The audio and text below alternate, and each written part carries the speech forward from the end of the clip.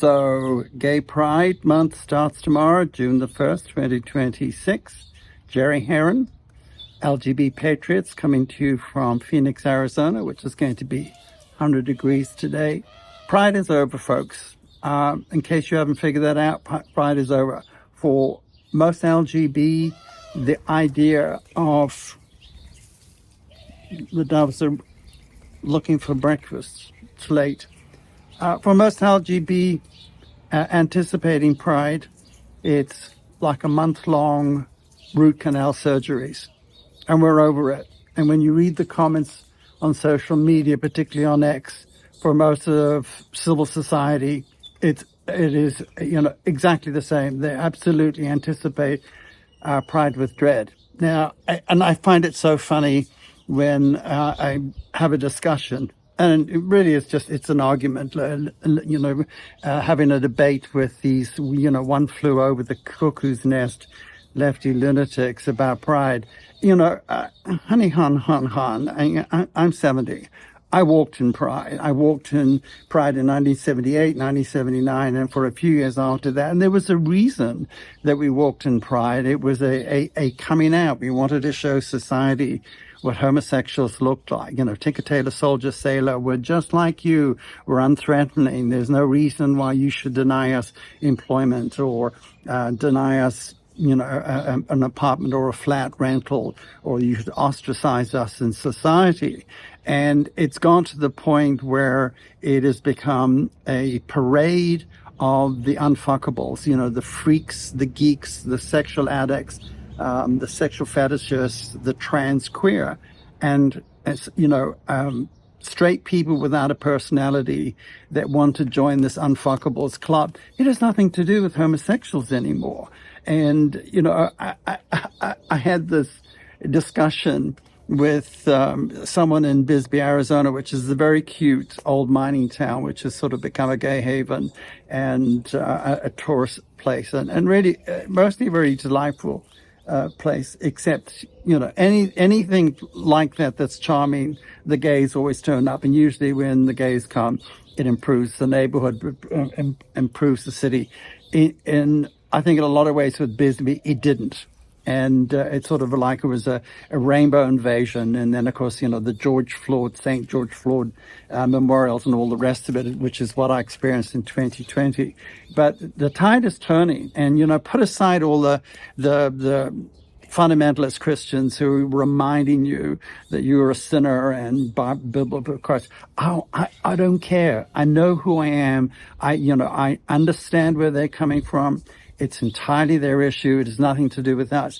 The ones that I find that are the most alarming are the young white liberals, particularly the women. And I had this one on today. I just blocked her. It really wasn't, worth having a conversation with them, because it's like talking to a brick wall. So this is someone who has, almost no life experience. She has absolutely no world experience except, what's been handed to her in the scripts. And we can tell she's saying the exact same vocabulary that's handed to her by the lefty lunatics, and saying it with this sort of, profound authenticity of someone who knows what they're talking about. Honey, I have the provenance.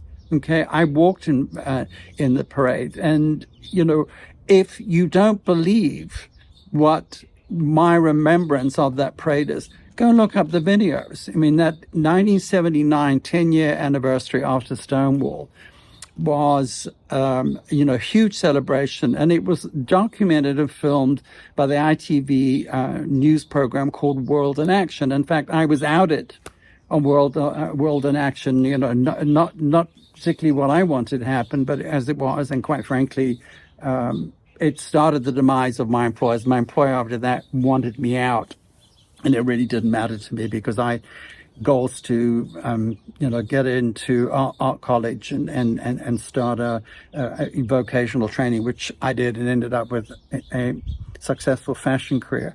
So I've been there, and those parades were just very ordinary. In the late 70s, it was very hairy. And quite frankly, they looked disheveled and unwashed. And then there was this sprinkling group of what could only be described as people dressing up in Mardi Gras beads and city hats and city costumes. And they really weren't even drag queens. And, even the ITV journalists pointed out that they were this tiny minority. Now, that tiny minority has become the overwhelming majority. And it has got to the point now, and since the infection of the trans queer ideology, that the focus now is not about equal rights. It's about taking everybody else's rights away and going after the third rail, going after other people's children, singing bit by bit, you will hardly notice it. We'll convert your children. And then they chanting it in there. And then, of course, it's become the go-to parade for all the sexual perverts, the people who want to be seen in public naked. And I assure you, as a homosexual man who likes to look at naked men, there isn't a single one walking in this parades that I particularly want to look at. They're absolutely vulgar and twerking, and probably the worst people are the straight white liberals who bring their children to be indoctrinated. I mean, here is the rainbow Pied Piper, and instead of resisting, you're bringing your children. And because they'll say, well, it is our right. I don't know why you think that's the right, to be naked in public, to have sex in public, show your sexual perversions, your kinks in public. Well, then you take away the right of people not to see that. Everyday civil society who happen to be out with their children and then confronted with these parades. The sponsorship started with Absolute Vodka. The irony, and because it was celebrated by, the rainbow pride people, ignoring the fact that homosexuals, particularly men, have a very high rate of alcoholism. So what in the hell were you celebrating? And I think, quite frankly, with all the withdrawing of the corporate sponsorship, which to me is just an exploitation of what was a plight for equal rights, them withdrawing has helped the demise of pride, has helped kill off pride. You see again and again on social media, pride's, either, cancelled, or it's in bankruptcy, or they weren't able to raise the money, or quite frankly, they're just arguing amongst themselves, so they resigned. Perfect.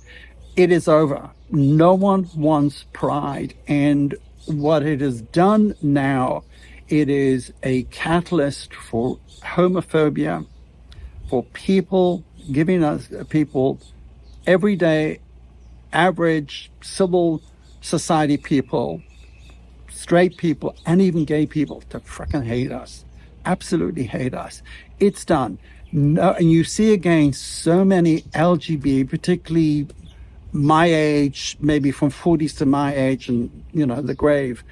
We don't want to. This doesn't represent us. I mean, almost to the point where I sort of feel we have to stop using the word gay. That we're homosexual. That's what we are. Homosexual women, homosexual men. Because you were gay, this community, and quite frankly, even the term gay, the trans queer people hate the term gay. It's over, folks. Get on with your fucking life. And when I see people going, we should turn Pride Month into, Veterans Month or something. Yeah, absolutely. It's done. We want our equal rights. We've attained them. You don't need to keep irritating society for what goal? What goal? It makes no sense at all. So, and happy month of June, whatever you want to make it, but it is nothing about homosexuals.